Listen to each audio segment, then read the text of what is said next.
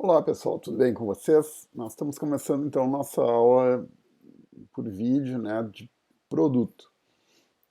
Nós estamos começando com essa aula a análise de mais profundidade de cada um dos P's, procurando manter sempre claro a relação que eles têm e do nosso objetivo de fazer com que uma oferta, incluindo todos esses P's, todos os elementos, seja coerente, toda ela harmonizada e que ela, principalmente, antes de mais nada, tenda satisfações, satisfaça necessidades e desejos de segmentos alvos, o público-alvo que nós estabelecemos para o nosso mercado.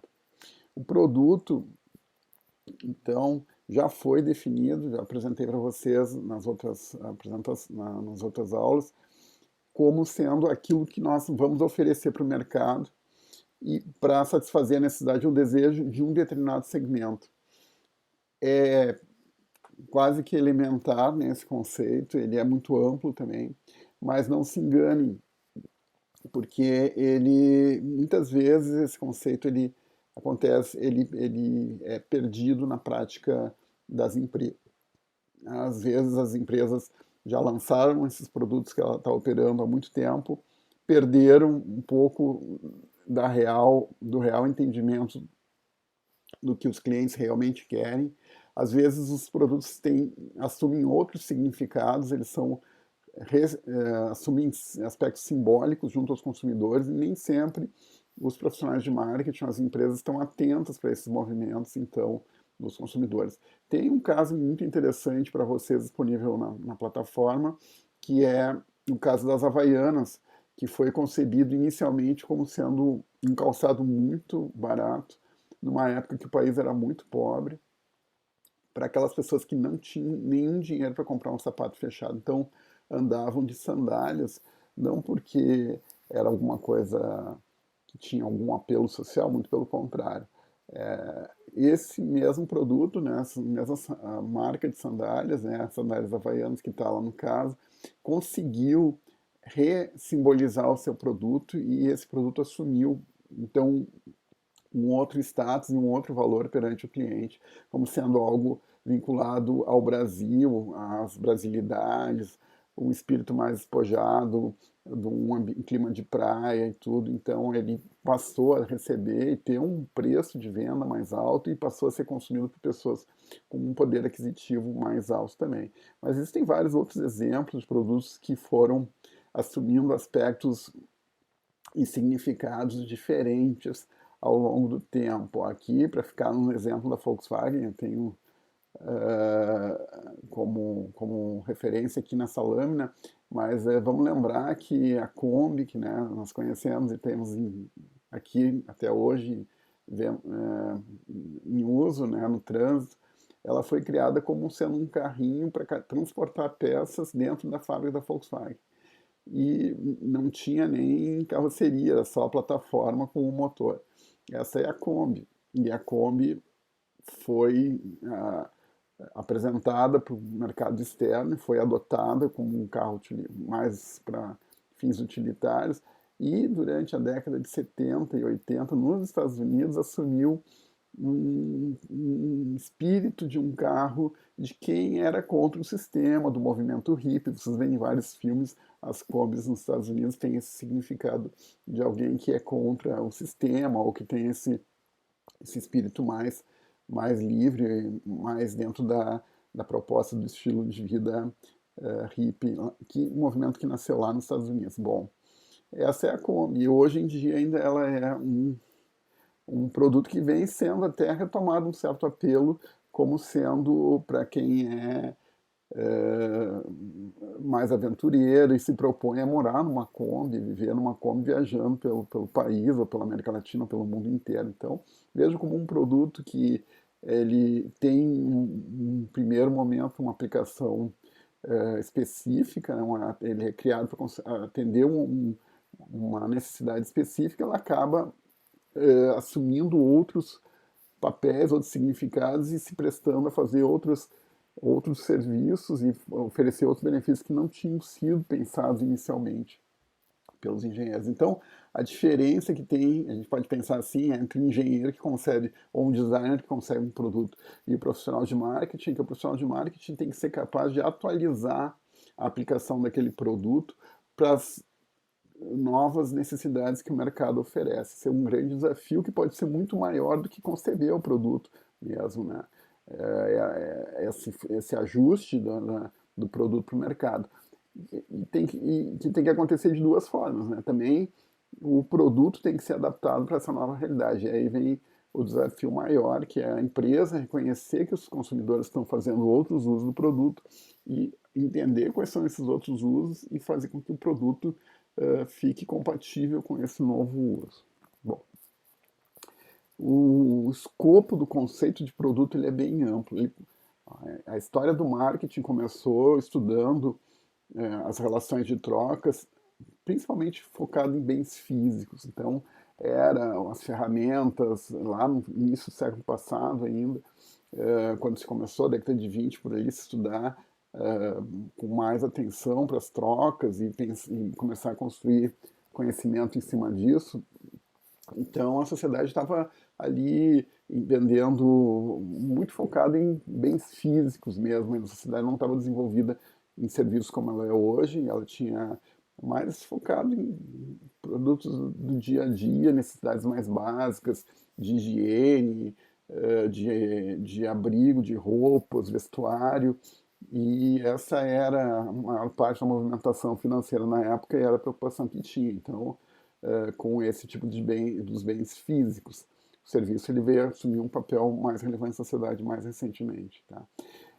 Então, a teoria que foi construída sobre marketing, e tudo isso que a gente está vendo agora, que foi agregado ao longo do tempo, dessa história do marketing, que está fazendo 100 anos, ela começa tratando de produtos bens físicos e depois o pessoal começa, pelo sucesso das teorias, aplicando nos negócios e vendo que os negócios prosperavam, começaram a fazer a transposição desse conhecimento para outras vendas e em outros contextos e viram que também funcionava com alguns ajustes. Então, por exemplo, se era vendido, se um negócio era concebido para vender, vamos dizer assim, produtos, xaropes e medicamentos, né, para a população na época, por que não pensar num serviço para ser vendido como o do médico na época, o curandeiro,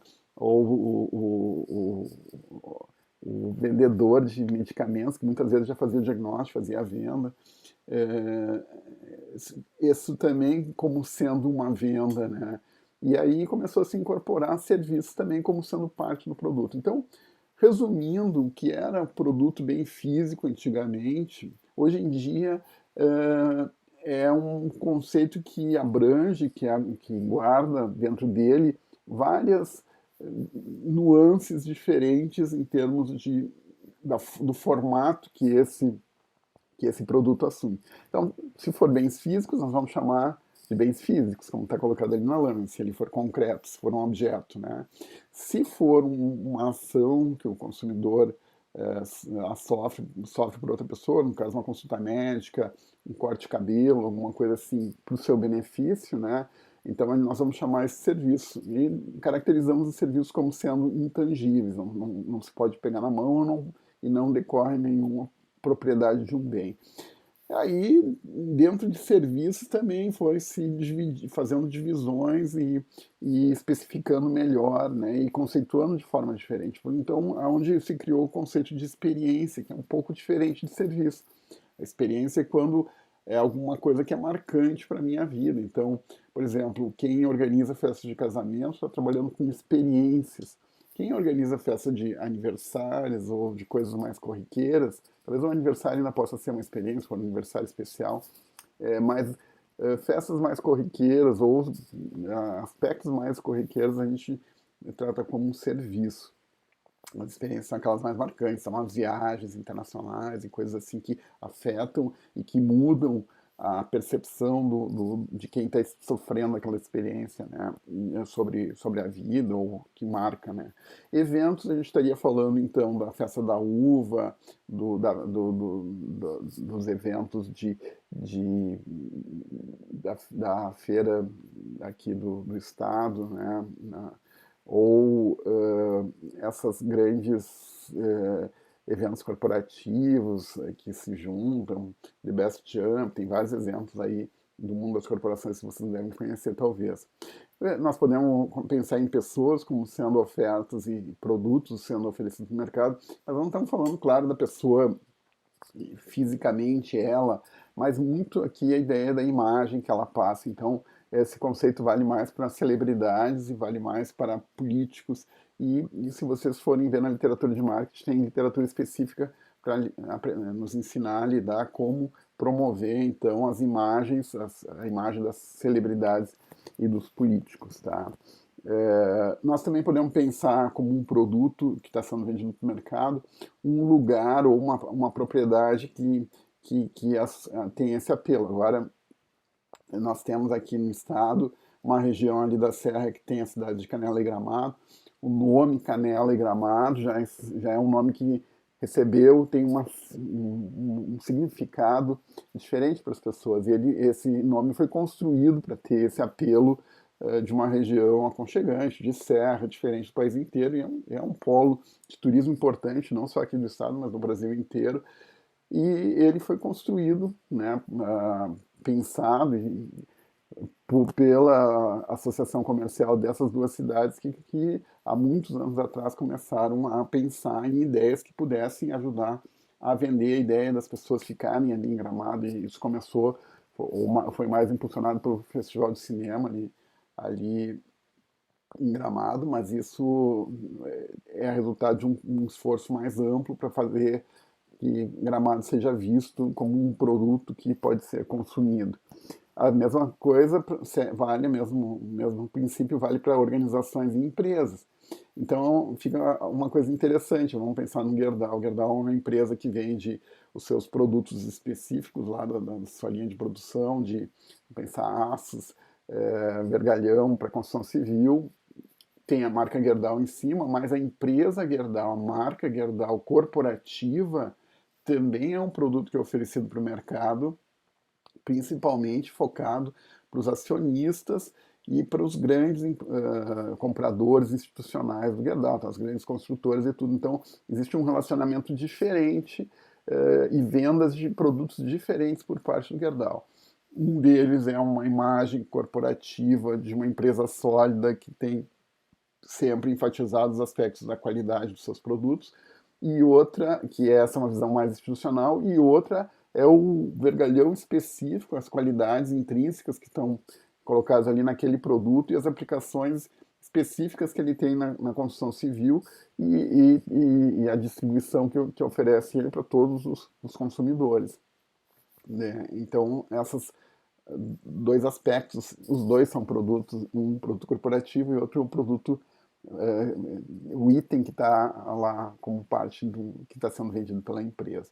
Ainda nós podemos colocar dentro desse escopo de produto, desse conceito de produto, então, as informações, e a gente está falando de empresas de consultoria. Então, empresas de consultoria podem ser pensadas como serviço? Podem, mas nós estamos falando de um serviço específico que vende informação. A gente está falando das universidades também, que vendem mais formação, então tem um aspecto mais de longo prazo, né? Não é só um curso de treinamento, mas também tem os cursos de treinamento, tudo isso cai dentro dessa categoria de informações e ideias um pouco diferentes. A gente estaria falando aqui de ONGs, como a Greenpeace, que promovem a ideia de um mundo que não tenha tantas agressões à natureza e que seja, né, mais cuidadoso com o meio ambiente, com a diversidade de fauna e flora e com todas essas outras questões. Então, essa é uma ideia que o Greenpeace promove e também é perfeitamente tratável como um produto dentro da teoria de marketing. Pode ser pensado uma estratégia para vender esse produto, pode ser pensado uma forma de distribuição, todos os aspectos que nós vamos falar nesse curso se aplicam nessas condições. Lembrando, a gente já viu isso nas aulas anteriores, que o consumidor não compra o produto e nem o serviço especificamente, ele quer os benefícios que advêm dessa compra. Então, isso nos ajuda a entender melhor o impacto da tecnologia, por exemplo, na nossa linha de produto. Então, num determinado momento, o que se esperava, o que se tinha disponível no mercado para fazer, por exemplo, a produção de documentos, eram máquinas de escrever. A necessidade dos consumidores sempre foi de criar documentos né, com texto escrito com e sempre os consumidores quiseram fazer da forma mais fácil possível. Em um determinado momento, o avanço tecnológico permitia máquinas de escrever que tinham várias limitações. Primeiro que ela só, né, fazia uma folha de cada vez, não tinha como deletar, né? E com a entrada da computação, né, então nós temos atendimento da mesma necessidade fundamental, produção do texto escrito, que cai na categoria de comunicação e relacionamento lá do Maslow. A realização, a execução dela sofreu um impacto tecnológico violento. Mas lembrem que o benefício para o consumidor, ele permaneceu para a mesma necessidade, só que ele foi ampliado pela facilidade que foi gerado. Foi isso que permitiu que a revolução dos computadores, inclusive, acontecesse, porque os consumidores começaram a perceber que era muito mais fácil trabalhar com produção de textos, executar e escrever o texto dentro do computador, que podia ser impresso várias vezes, podia ser guardado no arquivo e alterado posteriormente, do que um papel impresso com uma máquina de escrever, batido numa máquina de escrever, como se dizia.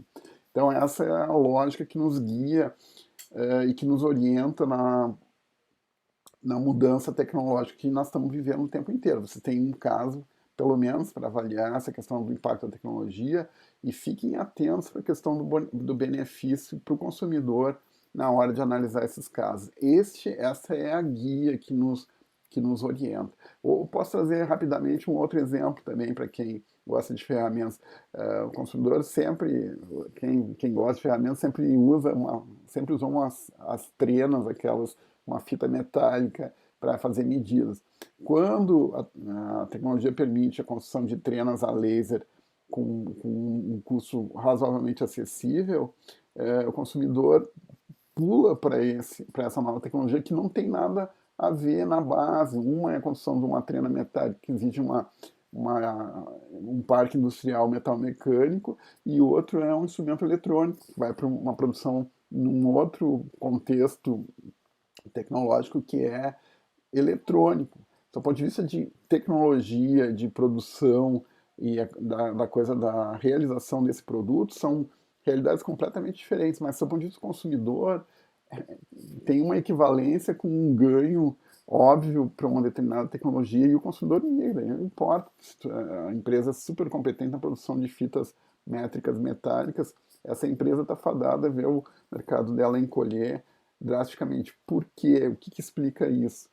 O benefício que o consumidor tem numa medida mais precisa, mais rápida e mais prática, feita por uma trena laser. O benefício, o consumidor quer saber quantos centímetros tem de uma distância A para uma distância B, de um ponto A para um ponto B. Ponto. Como ele vai medir isso é problema do profissional de marketing criar uma tecnologia que seja a mais eficiente para isso. Nós dividimos os bens em duráveis e não duráveis. Por que isso, né? É bem importante a gente entender que essa divisão ela tem impacto sobre toda a gestão do marketing. Um bem durável é aquele que fica conosco por muito tempo. Basicamente, é um bem que, para eu obter o benefício dele, eu não preciso destruir ele. Já vou explicar um pouquinho melhor isso. Mas vamos pensar os bens duráveis como aqueles que nós podemos usufruir ao longo de muitos anos.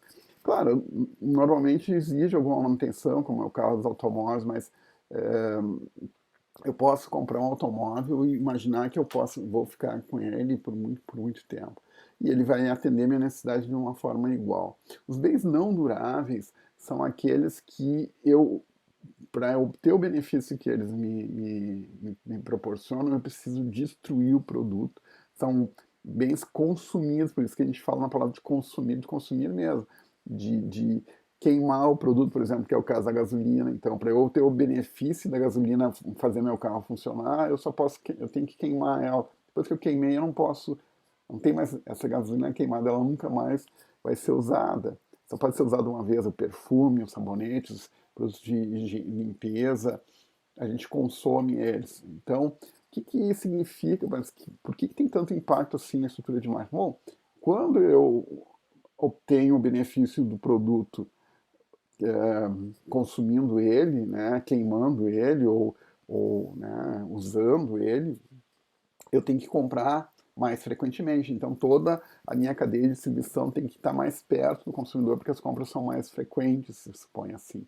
E isso tem implicação em preço e comunicação também, como a gente vai ver ao longo do curso. Tá? Então, primeira divisão, bens duráveis e bens não duráveis. E aí tá ali os serviços ainda, né? Depois nós vamos também entender, já vimos algumas variações de serviços também, mas vamos ver a grande questão que nos ajuda aqui a organizar os produtos e serviços também dos consumidores é exatamente essa distinção entre o mercado de consumo e o mercado de bens empresariais. Tá? Então nós vamos focar agora só nos bens de consumo, quando eles são vendidos para consumidores finais, para consumidor final. E mais, vamos olhar isso sobre a lógica do consumidor e vamos ver o que acontece, como a gente consegue identificar categorias de produtos diferentes. Primeiro a gente vai perceber que existe uma categoria de produto que os consumidores não têm muito tempo, nem muito dinheiro, nem muita paciência para se dedicar na compra desses produtos, na escolha, na avaliação, qual que eles vão comprar, como é que funciona. A gente chama isso de bens de conveniência. Os consumidores vão para o supermercado e compram esses bens. E eles compram esses bens no menor tempo possível, com um processo de decisão mais rápido possível. Muitas vezes centrado em cima da experiência deles, do histórico de compras, e vão lembrar talvez uma marca, talvez não. Tentem lembrar a marca do pregador de roupas que vocês compraram no supermercado, se é que vocês compraram isso alguma vez na vida, vocês não vão lembrar. E vocês provavelmente, se tiveram que sair para comprar pregador de roupas, vocês gastaram muito pouco tempo lá no supermercado escolhendo um, e botaram num cestinho lá e pagaram e foram para casa. Não, ninguém se preocupou, ninguém entrou na internet, ninguém entrou no Reclame Aqui, ninguém pesquisou o fabricante, nada disso. E muito menos alguém acompanha revistas ou blogs de pessoas especializadas em pregador de roupa. Esse pregador de roupa é um bem de conveniência. Eu preciso dele, tenho em casa, não é muito caro, vou ali e compro, pronto, está resolvido o meu problema. Tá? Eles são comprados com mais frequência, mas a frequência não é o grande sinalizador. O sinalizador é o mínimo de esforço que o consumidor tem para comprar ele, e ele também é uma compra rápida, assim, preciso ter, sei lá o que aconteceu com meus pregadores de roupa, e eu vou lá no super e compro, e não é uma coisa que eu vou ficar pensando muito tempo se isso vai acontecer ou não, tá?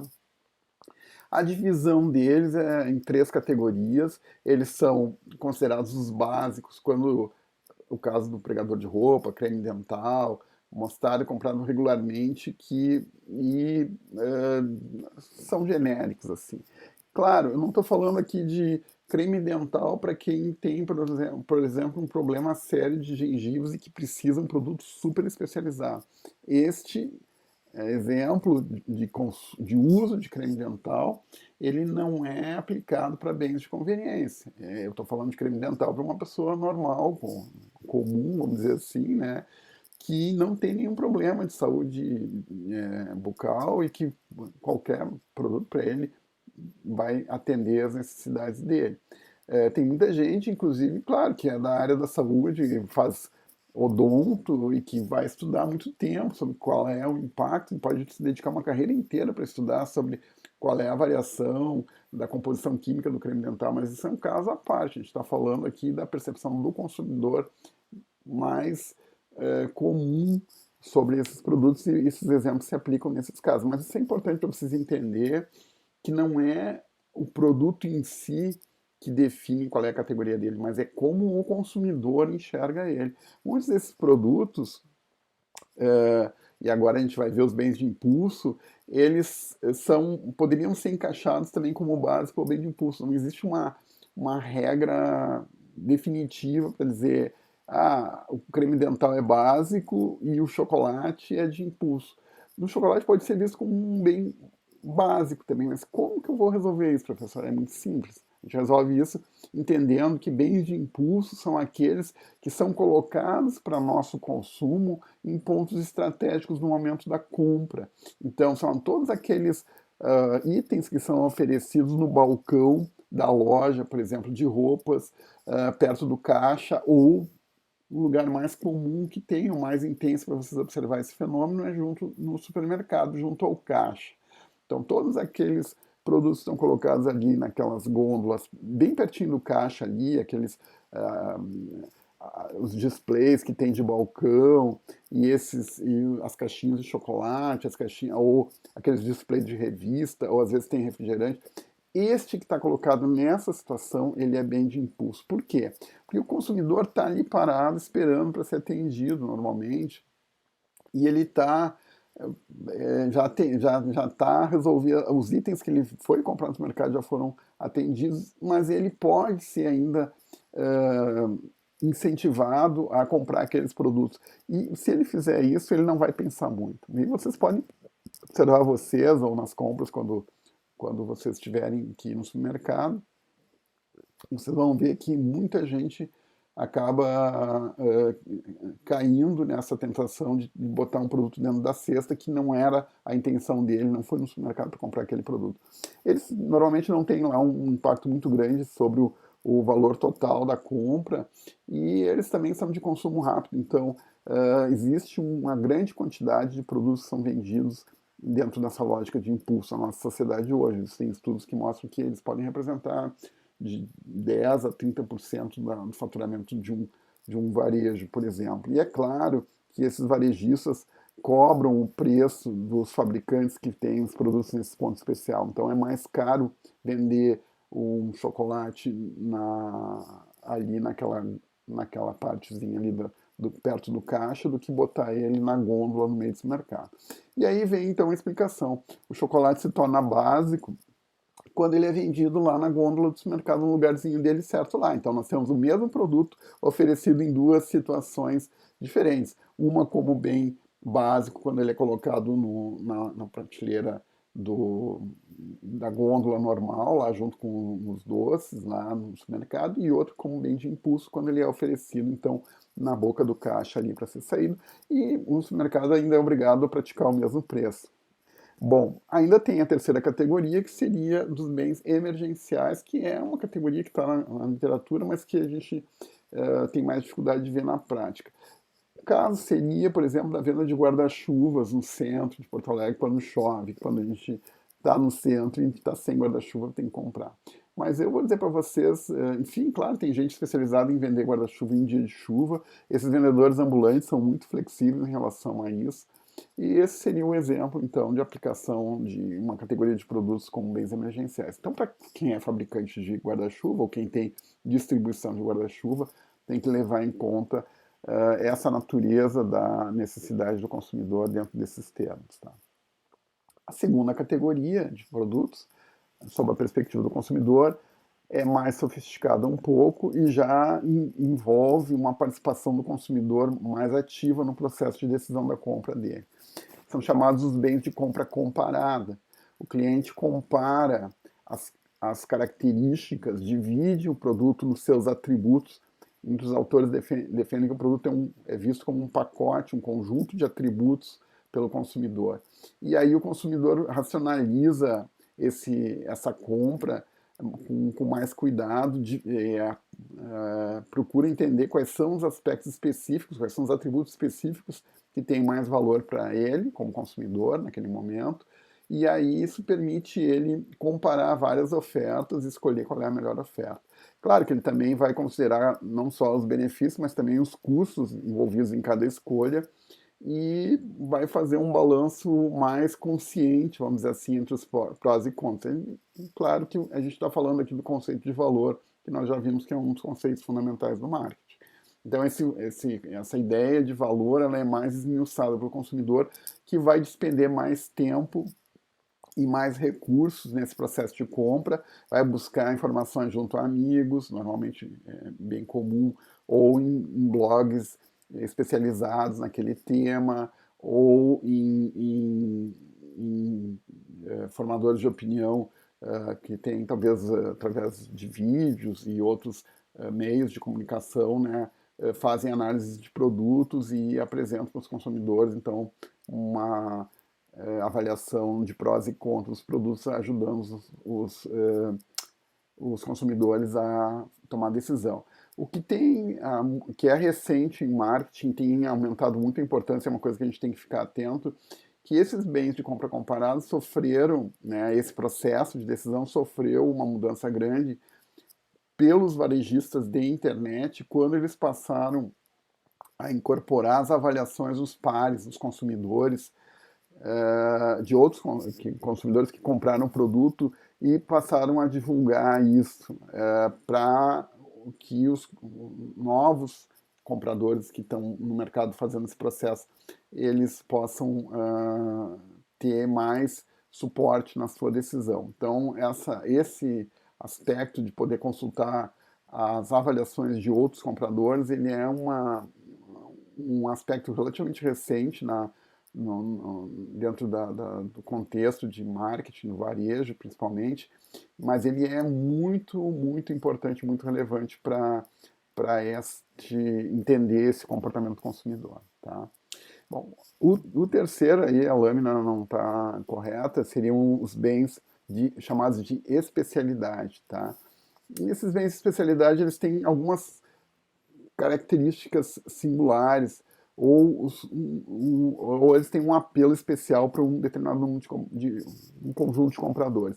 De novo, não é o tipo de produto. Talvez uma câmera dessas fotográfica muito sofisticada seja um sonho de consumo de alguns de vocês que compartilham comigo a paixão pela fotografia, né?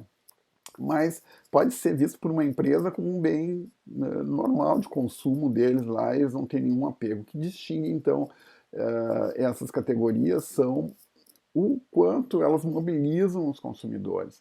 Então, uma câmera dessas, para mim, que gosto, é um tema de interesse que eu vou acompanhando a literatura, a internet, sobre o que estão falando, nem no tempo todo, não necessariamente quando eu vou comprar o produto. Isso é que distingue os bens de especialidade dos bens de compra comparado. Os de especialidade, para o público que eles são percebidos como bens de especialidade, eles significam quase que uma filosofia de vida, alguma coisa que eles que dá prazer para eles acompanhar, independente de eles estar pensando ou em condições de fazer uma compra. Muitos produtos ficam, né, como uma vontade de ser adquirido por muitos anos, até que eventualmente o comprador possa adquirir. Um outro exemplo muito interessante também são as motos Harley Davidson, né, que eu já comentei, a formação da comunidade da moto Harley Davidson, ela também tem esse apelo para o público que é aficionado, que gosta de pilotar motocicleta. Ela é uma marca que tem um apelo muito grande em relação a isso, e as pessoas estão dispostas a gastar seu tempo nas atividades que são coletivas dos proprietários da Harley e investir bastante dinheiro. Os estudos mostram que o investimento em dinheiro é um dos valores da comunidade em si. Muito interessante essas comunidades virtuais de marca aí. Fiquem atentos aí nos trabalhos aí para aprofundarem essa questão. Bom, existe a última categoria aqui, que é de bens não procurados, ou seja, são produtos e serviços que as pessoas que não trazem satisfação, um sentimento positivo para elas. Não é que elas vão ficar mais felizes tendo comprado o seu plano funerário, elas simplesmente não vão ficar tão preocupadas. Mas o que é esse exemplo aí, claro, mais drástico, né, dos serviços funerários? Eles têm outros exemplos que são mais comuns para o nosso dia a dia, que às vezes a gente não se dá conta. Cai nessa categoria aqui também os seguros, né, que a gente vai pagar e vai ficar muito feliz se a gente não precisar. E os planos de saúde também, que estão muito, né, ativos, que também nós vamos ficar muito felizes se a gente puder pagar a nossa prestação do plano de saúde e principalmente mais ainda felizes se nós não usarmos o serviço. Então isso tem toda uma outra lógica de gestão dos serviços e produtos associados a esses bens que vão fazer com que as empresas que forneçam esses bens dessa categoria, elas procurem usar outras formas de entregar o benefício para o consumidor que não seja pela prestação do serviço para as quais elas foram contratadas. Que é um exemplo bem simples disso, é que as prestadores de serviços de saúde, no caso uma Unimed, que tem os planos, né, elas devem, em vez de, claro que elas vão ter toda uma estrutura para oferecer os serviços de saúde quando forem necessários, mas a preocupação delas estratégica é no desenvolvimento de ações preventivas para fazer com que os seus clientes não precisem do serviço dela. A mesma coisa, as seguradoras de automóveis tem que se preocupar muito com ações preventivas para que o carro do cliente não seja roubado, por exemplo. Então, algumas seguradoras oferecem convênios em estacionamentos em áreas centrais. Por quê? Porque vai fazer com que o consumidor, o cliente dessa empresa seguradora, tenha mais um incentivo para botar o carro dentro do estacionamento e vai reduzir o risco da seguradora ter que pagar um prêmio. E o cliente também vai se sentir mais confortável, vai ter outros benefícios ao usufruir do estacionamento. Né? Esse é um exemplo, então, de como a categoria do produto ser percebida pelo consumidor como de bens não procurados impacta na gestão de todo o negócio. Para aquelas empresas, esse é um caso muito específico, eu vou falar mais rapidamente, vocês aprofundem no livro, para aqueles casos particulares em que vocês trabalharem em empresas revendedoras ou produtoras de bens físicos, dessa linha de ferragens e ferramentas, ela tem uma particularidade que ela exige um grande número de itens. Mas o que é um item, afinal, dentro dessa teoria de produto? Um item, pessoal, é uma unidade de produto dentro de um negócio. Ele vai receber um código que é chamado de part number, vocês já viram falar. O que significa, o que representa o part number? Part number é a identificação, é como se fosse a carteira de identidade daquele produto. Com aquele part number, tu vai identificar um único modelo, tipo de produto, um item do sortimento de produtos que a empresa oferece. Basicamente é o seguinte, com um determinado código eu vou acessar um parafuso com um determinado comprimento, uma bitola, um tipo de cabeça, que vai ser igual ao que eu tenho em casa e que eu preciso substituir. Então, quando o dono da ferragem vai lá e vai pegar um parafuso para substituir aquele que eu tenho em casa, ele vai botar a mão dentro da caixinha, lá dentro vai ter mais 20, 30 parafusos exatamente iguais àquele, tanto faz qual vai ser exatamente o parafuso que ele vai pegar, porque todos eles servem com a mesma propósito para o consumidor final. Tá? Então, a gente até podia pensar, mas e se mudar a cor? Se mudar a cor é um outro part number, faz diferença para o consumidor se ele é preto ou zincado, por exemplo. Se for zincado, ele tem que ter um part number, se for preto, tem que ter outro. Então, esse part number tem que ser específico o suficiente para garantir que cada componente que está atrelado àquele part number seja perfeitamente intercambiável pelo consumidor. Essa é a unidade básica de organização dos produtos dentro dos negócios. Tá? Claro que quando o negócio tem muitos itens, se torna mais complicado a gente fazer a gestão deles. Imagine alguns negócios, vamos pegar ferramentas gerais, pode facilmente chegar à casa de dezenas de milhares de itens. E aí, como é que faz para lidar com isso tudo, né? Desde os parafusos que eu já falei até equipamentos industriais complexos, tem a venda ali. Como é que se administra isso? Como é que se faz a gestão disso? Bom, se faz a gestão disso agrupando. Então, primeiro a gente vai dizer, bom, então nós estamos falando aqui de produtos, parafusos de cabeça sextavada com rosca métrica. Pronto, é um tipo de produto. Você tem os parafusos de cabeça sextavada interna e rosca em polegadas, é outro tipo de produto. Dentro desse tipo de produto cabeça sextavada com rosca métrica, tem vários itens ali dentro. Então tem de comprimento 20, 30, 40 milímetros, bitola 8, 9, 10 milímetros, com roscas finas, roscas grossas, com acabamentos das várias formas. Então, já é uma forma de agrupar esses itens com seus semelhantes, né, em linhas ou tipos de produtos que se usa para organizar isso. Mas nós podemos pensar também em outras organizações mais voltadas para o mercado. Por exemplo, eu posso ter linhas de produtos quando eu falo que existe uma linha para parafusos automobilísticos, uma linha para parafusos náuticos, que tem propriedades diferentes. Da linha náutica tem que ser muito mais resistente à corrosão, ou da linha automobilística tem que ter uma preocupação maior com o acabamento, da linha geral pode ser um parafuso mais simples. Então, tudo isso são maneiras de agrupar itens de tal forma que faça sentido para o negócio. Vocês vão encontrar em cada negócio, em cada empresa, ou cada organização que vocês trabalharem, uma forma diferente de lidar com isso. Tá? E esse argumento, esse raciocínio serve para serviços também. Os bancos têm vários tipos de seguros, por exemplo, tipos de serviços prestados, então também precisam ser organizados em linhas e famílias e aspectos, pode ser usado marcas também para caracterizar um tipo específico e assim por diante, tá? Isso pode ser importante para vocês, talvez vocês venham trabalhar em empresas para o qual isso também não é tão importante, isso é um conceito que depende muito de onde vocês estão trabalhando, tá? Aqui tem um entendimento um pouquinho mais aprofundado de cada um deles, mas esses nomes aqui, eles vão variar de negócio para negócio, tá? Bom, nós temos também ainda, como eu tinha falado, a gente estava falando de bens e produtos aplicados para consumidor final. Nós temos uma contrapartida que são os bens empresariais, dos quais eu vou falar mais rapidamente, mas que vai ser muito importante para quem for trabalhar em empresas que vendem para outras empresas, que a gente conhece como business to business, tá? Mercado business to business. Vamos lá.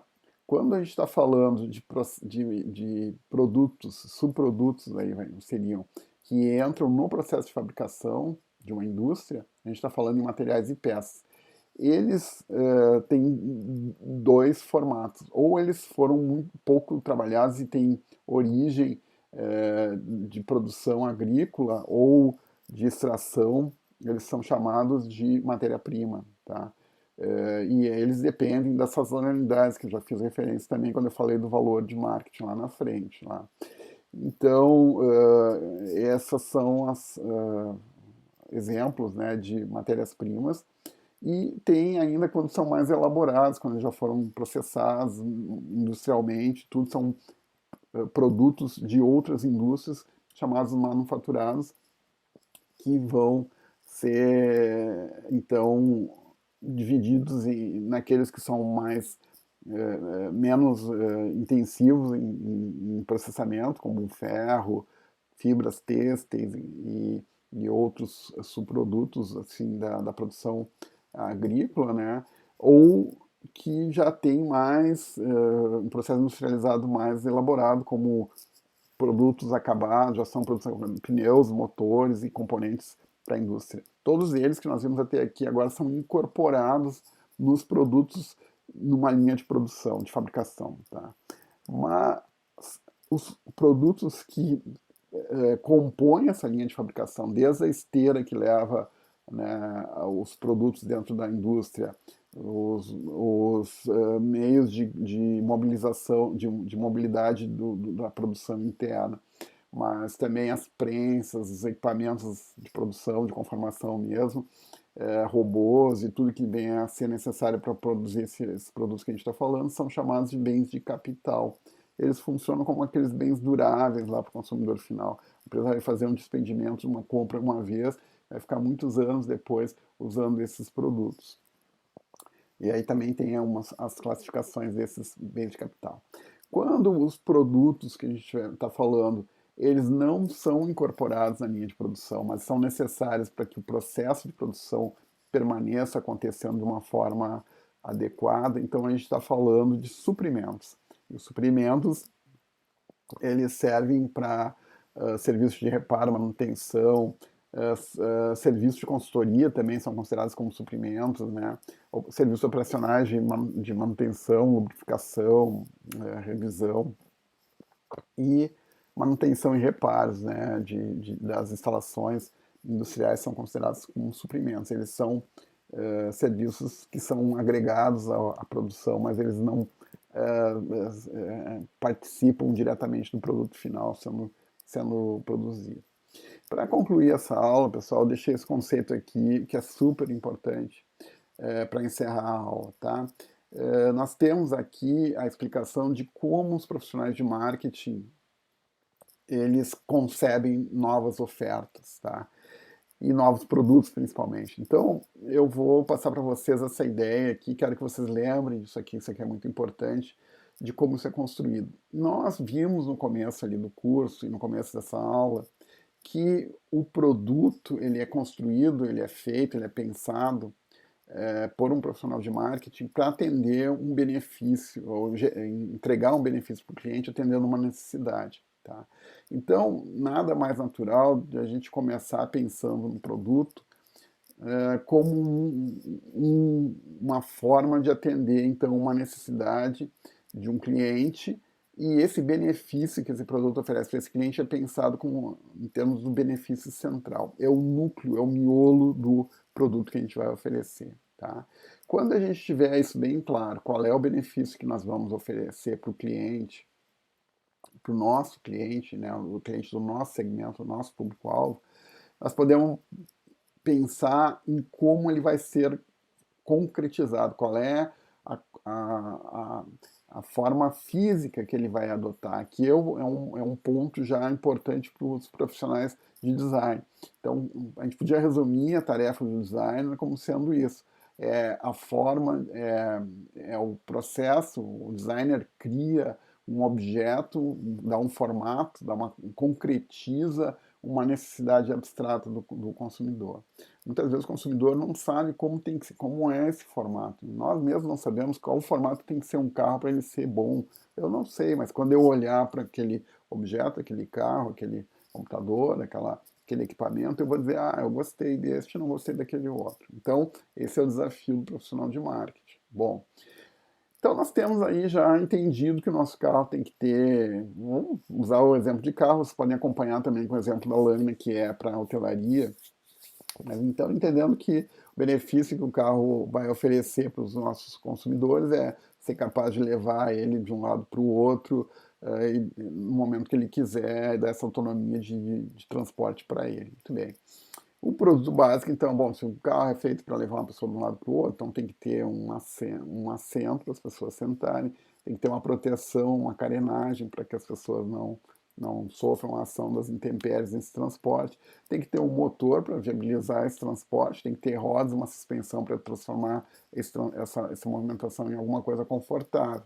Bem, nós temos já então um produto básico, né, um motor, transmissão, suspensão, carroceria, acabamentos internos.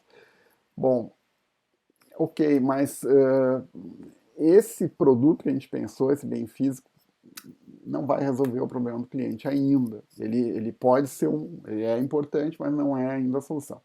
Por quê? Porque daqui um pouco eu estou andando com o meu carro, daqui um pouco eu tenho que trocar o óleo, ou daqui um pouco eu tenho que trocar a pastilha de freio, daqui um pouco eu tenho que trocar junto do motor. Como é que eu vou fazer isso? Então, quando eu ofereço um produto bem físico no mercado, eu tenho que oferecer uma rede de assistência técnica.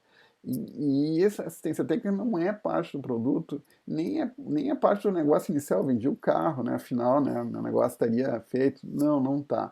Se eu quiser vender carro e não tiver uma rede de assistência técnica, eu não vou vender o carro, porque o cliente vai pensar, não, mas daqui, quando eu precisar de uma peça, para quem que eu vou pedir?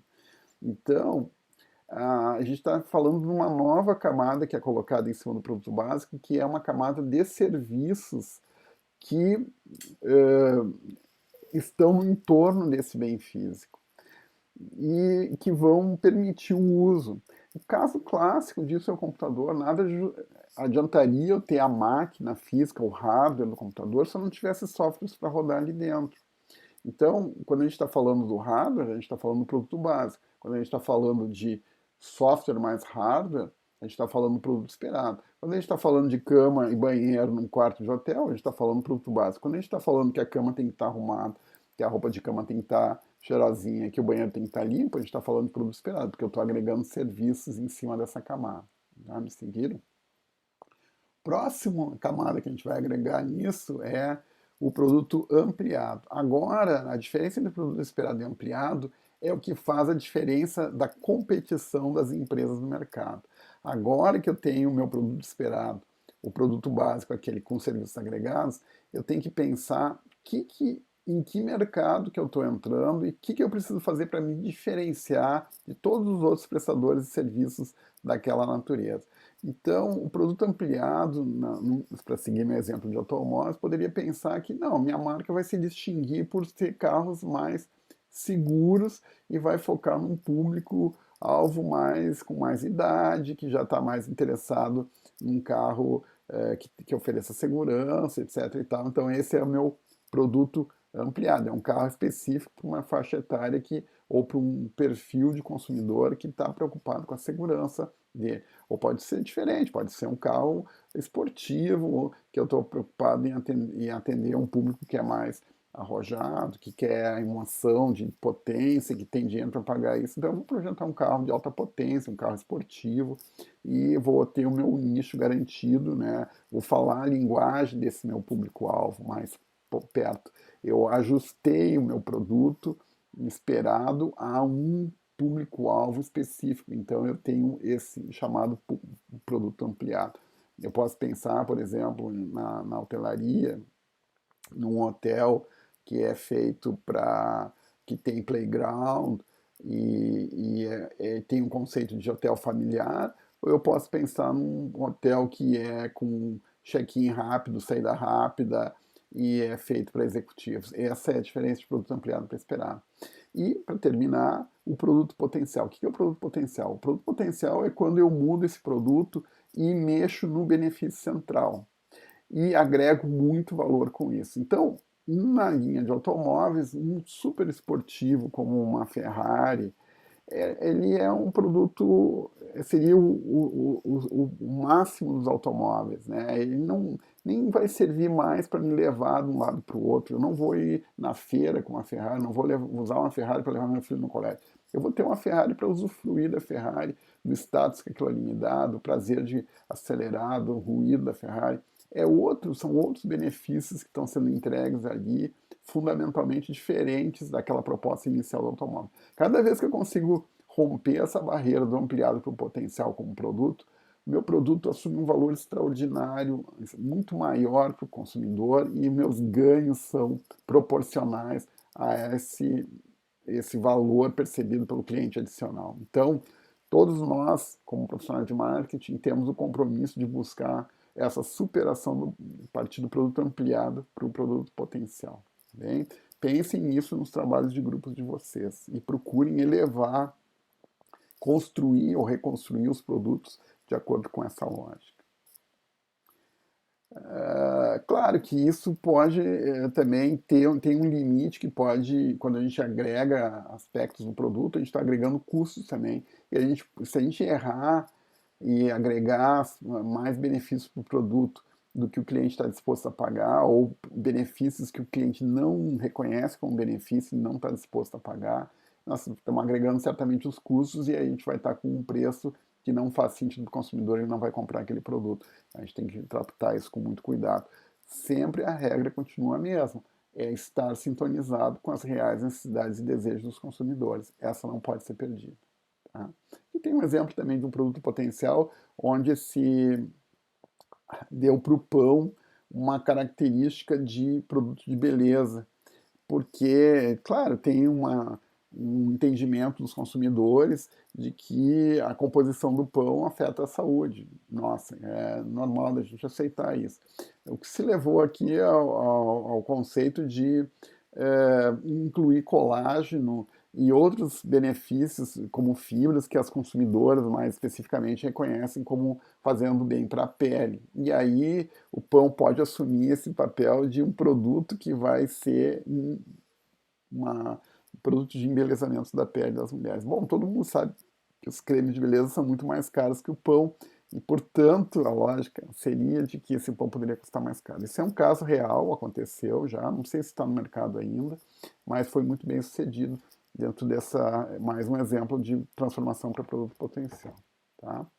Então, pessoal, basicamente é isso que eu tinha para dizer para vocês nessa aula.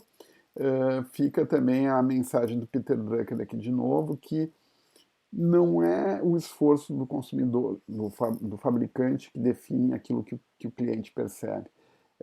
O produto ele tem que ser, ele é visto de qualidade porque os clientes pagam. Acabei de dizer isso para vocês. O cliente paga apenas aquilo que tem valor para ele, que dá benefícios.